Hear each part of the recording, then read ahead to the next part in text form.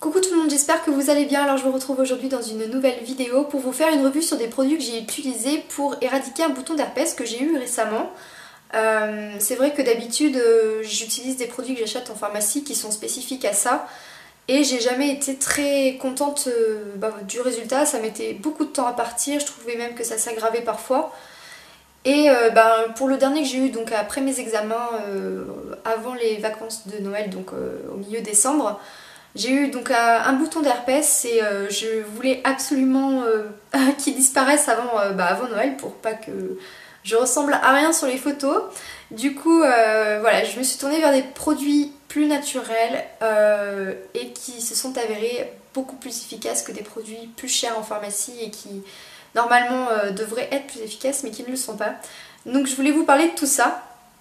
Et donc tout d'abord je voulais surtout vous déconseiller les produits spécifiques en pharmacie parce que c'est vrai que je suis sujette au bouton d'herpès surtout quand j'accumule beaucoup de fatigue et généralement c'est mon warning pour me dire attention là t'as dépassé la limite, faut vite se reposer et arrêter tout ça. Et donc j'en ai déjà eu plusieurs ou même je crois une fois par rapport à un courant d'air et tout ça, enfin bref.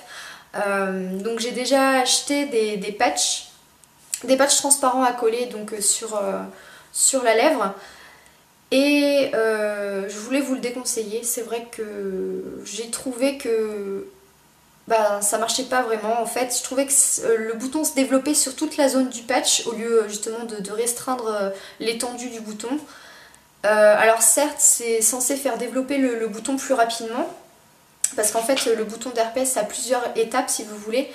Et ça peut prendre plusieurs semaines et donc voilà, le but du patch comme des autres produits c'est de le faire mûrir plus rapidement pour sauter les étapes si vous voulez. Mais moi j'ai trouvé que voilà, c'est sûr que ça faisait mûrir le bouton mais après ça s'arrêtait là, ça faisait pas sécher le bouton. Au contraire, le fait d'avoir le patch, la lentille, enfin voilà, ce bout de plastique sur la peau, ça faisait pas respirer la lèvre et ça faisait pas sécher le bouton. Donc du coup je m'apercevais donc quand je le mettais pas que le bouton partait mieux que quand je remettais le patch après et que ça redéveloppait les bactéries et que c'était encore pire. Donc surtout je vous déconseille ce produit là. Et un autre produit aussi que j'ai testé et que je vous déconseille, c'est une crème aussi. Donc spécifique à ça. Alors je me souviens plus des noms des produits parce que ça fait un moment que je n'ai pas utilisé. Mais voilà, c'est une crème que vous mettez donc sur votre bouton de fièvre qui est censée donc comme le patch éviter que trop de bactéries se développent et fassent grossir votre bouton et que justement ça accélère le stade du bouton de fièvre pour qu'il passe plus rapidement. Alors là j'ai pas eu de soucis d'agrandissement de la zone du bouton, mais c'est vrai que par contre le bouton séchait pas en fait parce que du coup vu que vous mettiez de la crème dessus, la croûte se formait pas.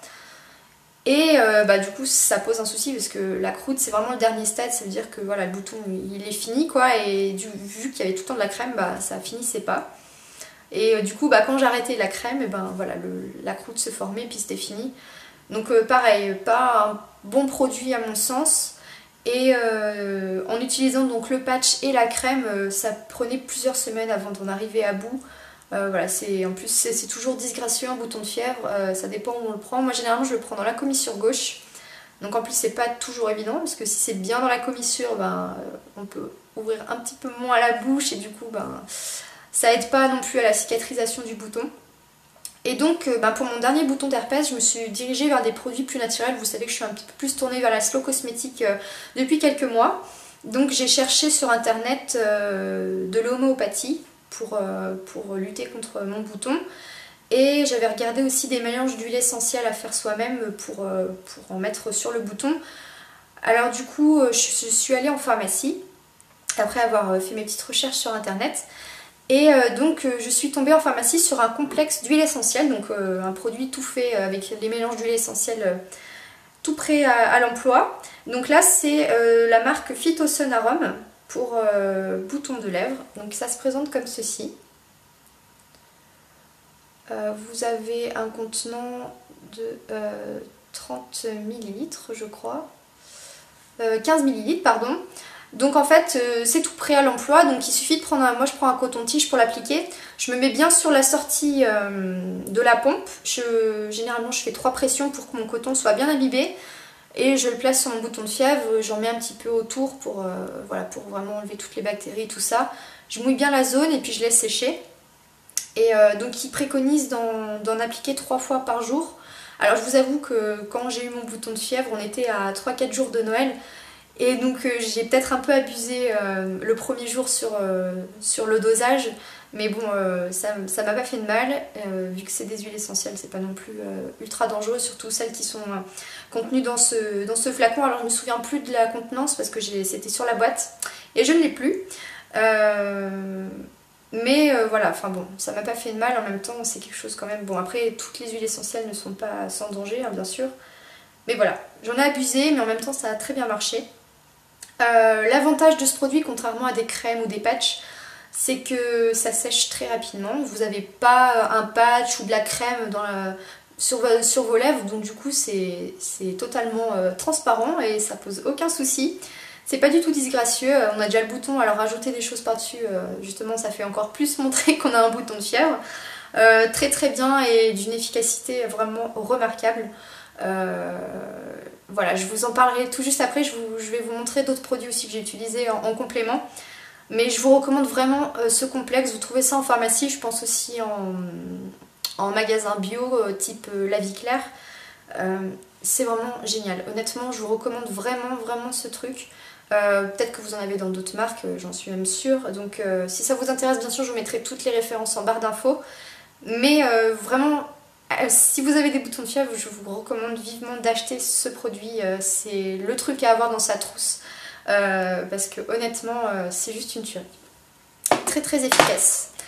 Et j'ai aussi acheté en complément donc de l'homéopathie. Alors la première chose à faire, donc c'est dès qu'on voit que les symptômes apparaissent, il faut prendre donc une petite dose d'homéopathie. Alors le nom de ce petit dosage c'est Vaccinotoxinum en 9CH. Donc là je l'ai pas parce que je l'ai utilisé dès que je l'ai eu puis je l'ai jeté. Mais bon, vous retrouverez ça facilement, pareil je vous remets les infos en barre d'infos. Et j'ai acheté aussi 2 tubes comme ceci, donc au total j'en ai acheté 2 de chaque, donc pour une semaine d'utilisation, donc honnêtement ça c'est pas non plus quelque chose de trop onéreux. Et encore, vu que Noël était très très proche, j'ai peut-être pris plus de doses que ce que j'aurais dû, en sachant que normalement vous prenez 5 granules pour 5 fois par jour. Donc voilà. Alors le premier c'est Apis mellifica en 7CH et l'autre c'est Rhus toxicodendron en 9CH. Voilà. Donc très bien également. Alors c'est vrai que vu que j'avais aussi le complexe d'huile essentielle, je sais pas lequel a le mieux marché, mais je pencherai quand même plus vers le flacon d'huile essentielle. Voilà, après ça agissait quand même plus au niveau de l'intérieur de l'organisme, j'ai envie de dire, donc peut-être que ça a aussi beaucoup joué. Mais voilà, c'est quand même plus naturel que prendre des médicaments où on ne sait pas trop ce qu'il y a dedans. Et là vous avez des choses vraiment naturelles et honnêtement le résultat n'est que meilleur parce que donc pour en venir à ma petite histoire, donc j'ai fini mes examens un jeudi midi. Et en sortant, je sentais qu'il y avait quelque chose qui me gênait dans le coin de la lèvre et je sentais donc qu'un joli bouton allait apparaître. Donc voilà, ça picotait, je sentais que ça faisait une mini grosseur, c'était rouge, vraiment un petit peu rouge. Donc je me suis dit il faut agir tout de suite, faut pas attendre, surtout que ben voilà, Noël allait arriver à grands pas.